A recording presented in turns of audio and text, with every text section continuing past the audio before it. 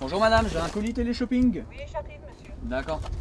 Il est 7 h du matin, Damien entame sa tournée de livraison. Il ne travaille pas pour la Poste, mais pour Adrexo, une société privée de distribution de publicité et de colis. En 2006, l'entreprise est la première à décrocher la licence postale, un véritable sésame pour accéder aux boîtes aux lettres.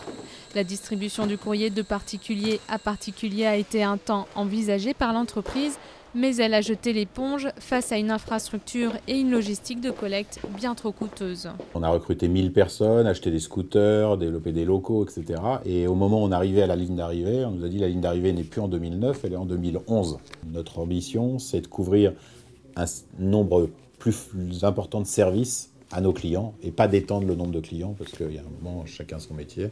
Et donc le particulier, on va le laisser à la Poste. Les particuliers laissés à la Poste, pas totalement, puisque les concurrents s'attaquent principalement au marché des entreprises, y compris vers le particulier. Un marché qui représente 97% du volume courrier. Les nouveaux postiers se sont spécialisés pour l'instant dans le colis, l'express ou encore la distribution de publicité. Leur objectif, se préparer à l'ouverture du marché du courrier de moins 50 grammes.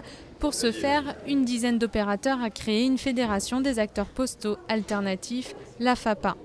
Le marché du courrier, c'est un marché où il faut innover, où il faut créer des nouveaux services, il faut en même temps baisser les prix. Pour le moment, nous nous bornons à aller effectivement vers les grands clients de la Poste pour leur proposer déjà à eux des services nouveaux et des tarifs compétitifs. Pour l'instant, la Poste conserve un dernier monopole sur les courriers de moins de 50 grammes. Ils ont représenté en 2008 les 3/4 du marché du courrier distribué en France. Face à l'échéance de 2011, la Poste se modernise. Elle n'a pas dit son dernier mot. Nous avons une stratégie de développement à l'international par l'acquisition de filiales et en particulier en Allemagne. Donc on s'implante également chez nos concurrents internationaux. Du côté des postes européennes présentées comme de grandes prédatrices, aucune ne s'est officiellement positionnée sur le marché français. En 2011, la bataille du marché postal s'annonce rude, malgré une baisse annoncée de 30% des volumes du courrier d'ici à 2015, due à la concurrence d'Internet.